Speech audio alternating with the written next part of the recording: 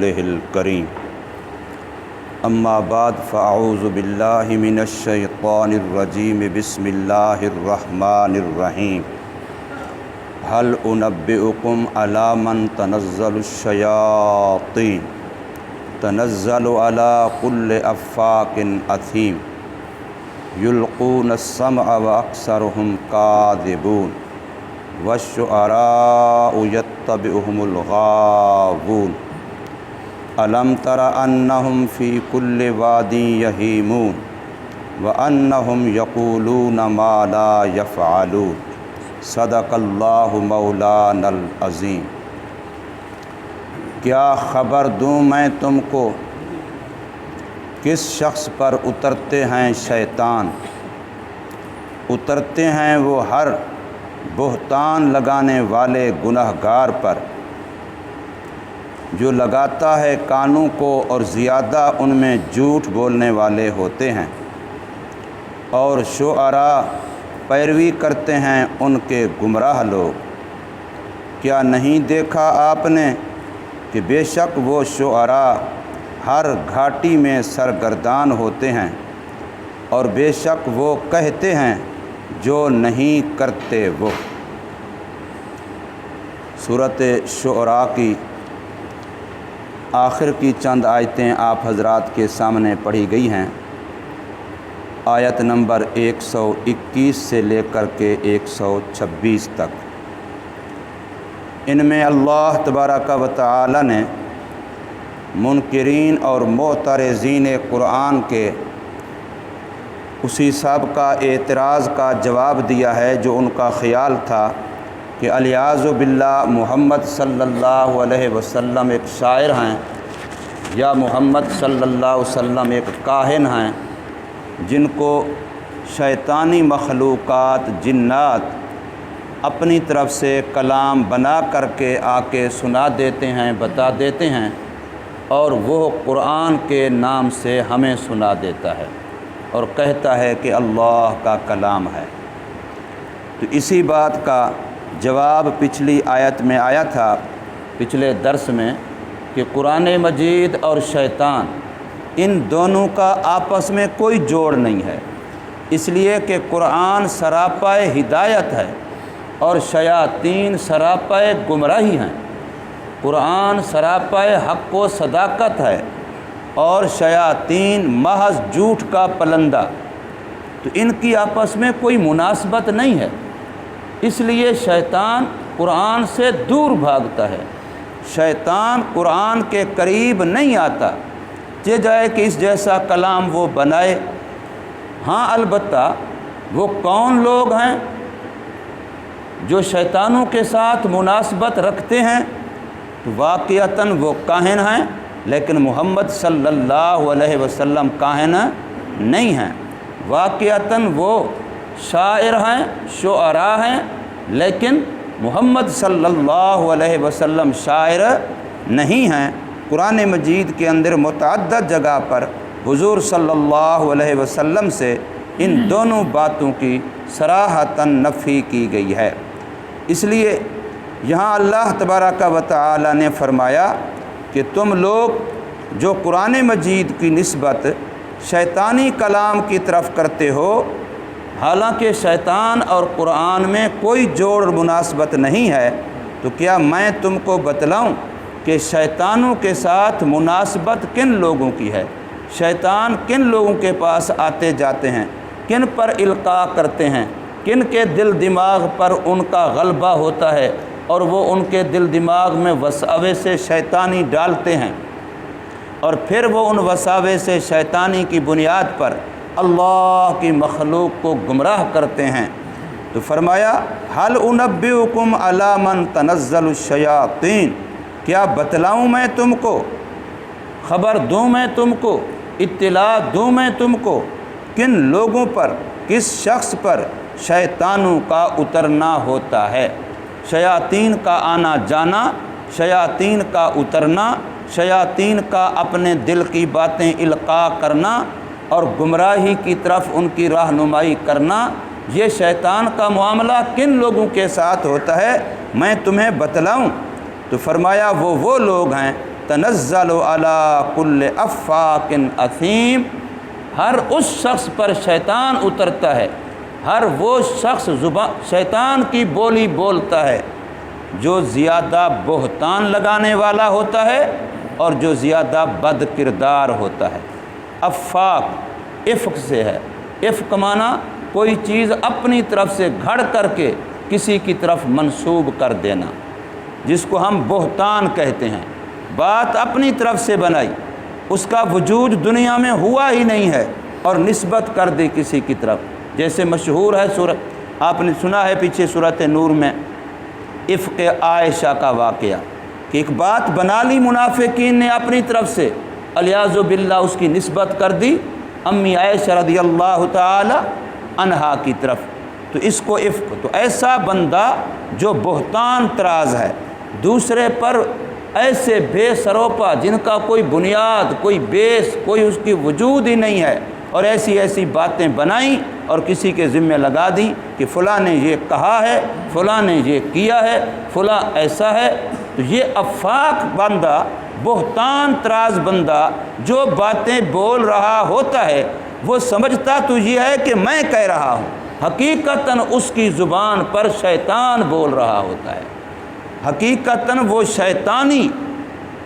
القاء کے سامنے، وساوس کے سامنے ایسا مغلوب ہوتا ہے کہ اس وقت اس کے دل دماغ پر شیطان کی حکومت، شیطان کا کنٹرول ہوتا ہے، اس لیے وہ جو منہ میں آتا ہے کسی پاک باز کے بارے میں کہتا جا رہا ہے۔ اس لیے اس پر مستقل حد رکھی گئی ہے، حد قذف، کہ جو بندہ کسی مسلمان پر بے بنیاد تہمت لگاتا ہے اور وہ گواہوں سے وہ بات ثابت نہیں کر سکتا، تو پھر ایسے بندے کو 80 کوڑے لگائے جائیں، تاکہ معاشرہ ایک دوسرے پر بدگمانی سے، بد زبانی سے، الزام تراشی سے پاک اور صاف رہے۔ تو اس لیے فرمایا کہ شیاطین کا اترنا اور آنا جانا ہوتا ہے ہر اس شخص پر، علی کل افاکن، جو بہتان تراش ہے، اثیم، بد کردار، گناہ گار۔ اسم کہتے ہیں گناہ کو۔ نبی پاک صلی اللہ علیہ وسلم سے ایک موقع پر ایک مجلس میں کسی صحابی نے سوال کیا، مل اسم یا رسول اللہ، اے آقا کریم صلی اللہ علیہ وسلم گناہ کیا ہے؟ گناہ کی آسان سی پہچان بتاؤ جس سے پتہ چلے کہ یہ کام گناہ ہے، ہم اس سے بچ جائیں، یہ بول گناہ ہے، ہم اس سے بچ جائیں۔ تو مل اسم یا رسول اللہ، تو حضور نبی پاک صلی اللہ علیہ وسلم نے فرمایا کہ ہر وہ فعل جو تیرے دل کے اندر کھٹکا پیدا کرے، یہ بات کہوں تو پتہ نہیں کیا ہوگا، یہ کام کروں تو پتہ نہیں کیا ہوگا، جائز ہوگا کہ ناجائز، گناہ ہوگا کہ ثواب، اللہ پکڑے گا کہ نہیں، جس بات کے بارے میں آپ کے دل کے اندر اطمینان نہ ہو، سکون نہ ہو، دل مطمئن نہ ہو اچھی طرح سے، تو ہر ایسا کام فرمایا وہ گناہ ہے، اس سے بچو۔ جو تیرے دل کے اندر بے چینی پیدا کرے، اضطراب پیدا کرے، جس کی وجہ سے کھٹکا لگا رہے کہ میں نے کہہ تو دیا پتہ نہیں کیا ہوگا، میں نے کیا تو ہے پتہ نہیں کیا ہوگا، آؤٹ ہو گئی بات تو پھر پتہ نہیں میرے ساتھ کیا ہوگا۔ تو جس بات کا فرمایا کہ دل کے اندر اطمینان نہیں اور دل کے اندر کھٹکا لگا رہتا ہے، یہ نشانی ہے گناہ کی۔ اور دوسرا نشانی فرمایا رسول اللہ صلی اللہ علیہ وسلم نے، جس کا لوگوں کے سامنے مطلع ہونا آپ کو ناپسند ہو، کہ میں نے یہ کیا تو ہے لیکن اللہ کرے کسی کو پتہ نہ چلے، میں نے یہ بات کہی تو ہے، اللہ کرے میری یہ بات آؤٹ نہ ہو جائے۔ جس بات کے بارے میں آپ لوگوں کا مطلع ہونا ناپسند کرتے ہیں، آپ کے دل کی چاہت یہ ہے کہ اللہ کرے بس یہ بات یہیں دب جائے، چھپ جائے، تو فرمایا یہ نشانی ہے کہ یہ بات گناہ ہے۔ تو اس لیے فرمایا جو بندہ گناہ گار ہے وہ شیطان کی بولی بول رہا ہے، شیطان اس کے دل میں ڈالتا جا رہا ہے، وہ اپنے کردار بد میں مگن ہے اور وہ کرتا جا رہا ہے۔ تو یہ آدمی ہیں، یہ نشانیاں ہیں کہ ان لوگوں کا تعلق شیطان کے ساتھ ہے۔ محمد کریم صلی اللہ علیہ وسلم جن کی 40 سالہ مقدس زندگی، پاک زندگی، صاف زندگی، شفاف زندگی، جنہوں نے سب سے پہلے پیش ہی اپنے آپ کو کیا ہے کہ حل وجدتمونی صادقا او کاذبا، تم نے میرا بارہا تجربہ کیا، 40 سال میں نے تمہارے اندر گزارے ہیں، کوئی تم میں سے کہے کہ میرے اندر قول کے لحاظ سے، فعل کے لحاظ سے، کردار کے لحاظ سے یہ خامی کمزوری ہے، تو کوئی ایک بندہ بھی انگلی نہیں اٹھا سکا، اعتراض نہیں کر سکا، تو ایسا مقدس کردار والا بندہ، اس کا شیطانوں سے کیا تعلق؟ شیطان تو افاق کے پاس آتے ہیں، شیطان تو اثیم کے پاس آتے ہیں، بہتان تراشوں اور گناہ گاروں کے پاس آتے ہیں، جبکہ ان دونوں باتوں سے محمد صلی اللہ علیہ وسلم محفوظ اور پاک و صاف ہیں۔ اور فرمایا ان کا کام یہ ہوتا ہے جن کا تعلق شیطان کے ساتھ ہوتا ہے، یلقون السمع، کہ ہر وقت یہ کان لگائے رکھتے ہیں کہ کسی کا کوئی عیب ہمیں سننے کو مل جائے، کسی کی کوئی کمزوری ہمیں سننے کو مل جائے، کسی کے خلاف ہمیں کوئی بات سننے کو مل جائے۔ جو دوسروں کے عیوب کی ڈھو میں رہتا ہے، تجسس کرتا رہتا ہے، حالانکہ حق تو یہ تھا کہ اپنی زبان کو دوسروں کے عیب کہنے سے بچاؤ اور اپنے کانوں کو دوسروں کے عیب سننے سے بچاؤ۔ اس لیے جب کوئی بندہ تمہارے سامنے کسی کی عیب جوئی کرنے لگے تو اندر ایمان کا تقاضا یہ ہوتا ہے کہ اس کو فوراً کہہ دو کہ میں یہ بات سننا نہیں چاہتا۔ کسی بھی انسان کے خلاف ہے، کسی بھی مسلمان کے خلاف ہے، وہ سچ جھوٹ بعد کی بات ہے۔ آپ اپنے کانوں کو پاک رکھیں، آپ اپنی زبان کو جیسے پاک رکھتے ہیں، کسی کے خلاف بولتے نہیں ہیں، تو اپنے کانوں کو بھی پاک رکھیں کہ کسی کے خلاف غیبت جھوٹ کی بات نہ سنیں۔ تو فرمایا کہ یلقون السمع، وہ ڈالتے ہیں، متوجہ کرتے ہیں کانوں کو، اور پھر وَأَكْثَرُهُمْ كَاذِبُونَ، زیادہ تر ان کی باتیں جھوٹی ہوتی ہیں، اکثر جھوٹ بولتے ہیں۔ تو ایسے لوگوں کے بارے میں سمجھیں کہ ان پر شیطان اترتا ہے، ان کا شیطان کے ساتھ تعلق ہے۔ اور فرمایا وَالشُّعَرَاء، جو اپنے اپنے زمانے میں ہوتے ہیں،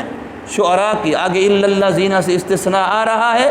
اچھی صفات والے شعراء بھی ہیں۔ حضرت حسان بن ثابت رضی اللہ تعالی عنہ بھی شاعر تھے جو نبی پاک صلی اللہ علیہ وسلم کی مدح سرائی کیا کرتے تھے، اور بھی بڑے بڑے شعراء گزرے ہیں، علامہ جامی رحمہ اللہ تعالی جنہوں نے قصیدہ بردہ لکھا ہے، آج تک بھی اچھے شعراء ہیں۔ یہاں قرآن مجید کے اندر اچھے شعراء کی 3 صفتیں بتلائی گئی ہیں،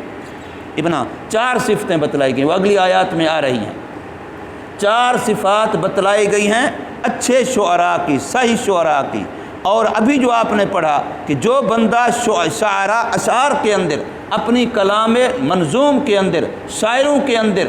بہتان تراشی کرتا ہے، بد کرداری کرتا ہے اور جھوٹ بولتا ہے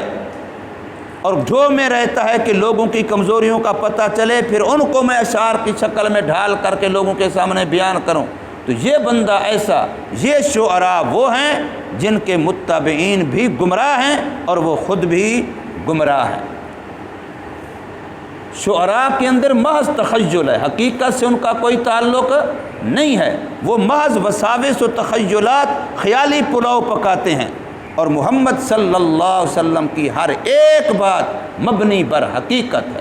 کوئی حضور مذاق میں بھی کبھی خلاف حقیقت بات نہیں فرماتے تھے، دل لگی کے طور پر بھی بات کرتے تو حقیقت کے مطابق بات کرتے۔ اس لیے فرمایا جا رہا ہے وَالشُّعَرَاءُ يَتَّبِعُهُمُ الْغَاوُونَ، اور جو شعراء ہوتے ہیں ان کے متبعین و پیروی کرنے والے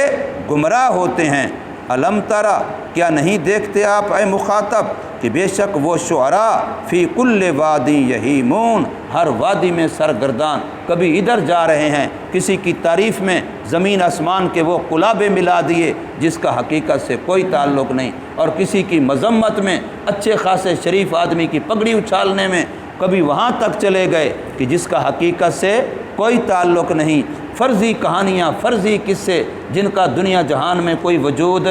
ہوتا ہی نہیں ہے۔ شعراء اپنے سامعین کو یوں گویا کہ ذہنی سیر اور یوں تخیلاتی سیر کراتے ہیں کہ زمین کو آسمان، آسمان کو زمین، حقیقت کو کچھ اور، جھوٹ کو سچ، سچ کو جھوٹ، یوں بنا کے دکھا دیتے ہیں۔ تو فرمایا یہ ہر وادی میں سرگردان رہتے ہیں۔ فیروزدق ایک شاعر گزرا ہے زمانہ جاہلیت میں، اس کے بارے میں یہ بات آتی ہے کہ ایک دفعہ اپنے وقت کے زمانے کے بادشاہ کے سامنے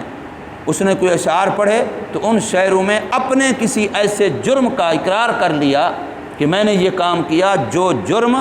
حد کا سبب بنتا تھا، کہ اس کی وجہ سے اس پر حد لگتی تھی۔ تو بادشاہ نے کہا اب تو اتنے مجمع میں آپ نے اقرار کر لیا ہے، اب تو حد لگے گی،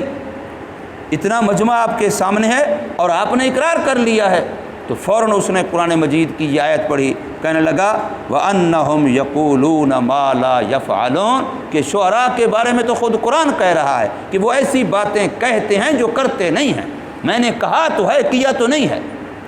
گویا ان کی ہر بات خلاف واقع ہوتی ہے۔ تو فرمایا وَأَنَّهُمْ، اور بے شک وہ شعراء یقولون، جو منہ سے کہتے ہیں، ما لا یفعلون، وہ ان کے فعل و کردار میں منہ سے کہیں گے اپنے آپ کو اتنا بڑا بہادر بنا کر کے، اور ہوں گے انتہائی بزدل، منہ سے اشعار پڑھیں گے تو اپنے آپ کو پتہ نہیں کتنا بڑا کسی بھی فن میں سب سے بڑھا دیں گے، لیکن ہوں گے زیرو۔ تو اس لیے فرمایا شعراء ان کے اندر یہ صفات ہیں، لیکن محمد کریم صلی اللہ علیہ وسلم نے شاعروں کی ان صفات بد میں سے کوئی بات بھی نہیں ہے، اس لیے محمد صلی اللہ علیہ وسلم شاعر نہیں، اور آپ کا پڑھا ہوا، لایا ہوا، بتلایا ہوا کلام یہ بھی شاعر نہیں ہے، بلکہ یہ اللہ کا کلام ہے جو مبنی بر حقیقت ہے۔ اللہ تبارک و تعالی ہمیں سمجھ نصیب فرمائے، عمل کی توفیق عطا فرمائے۔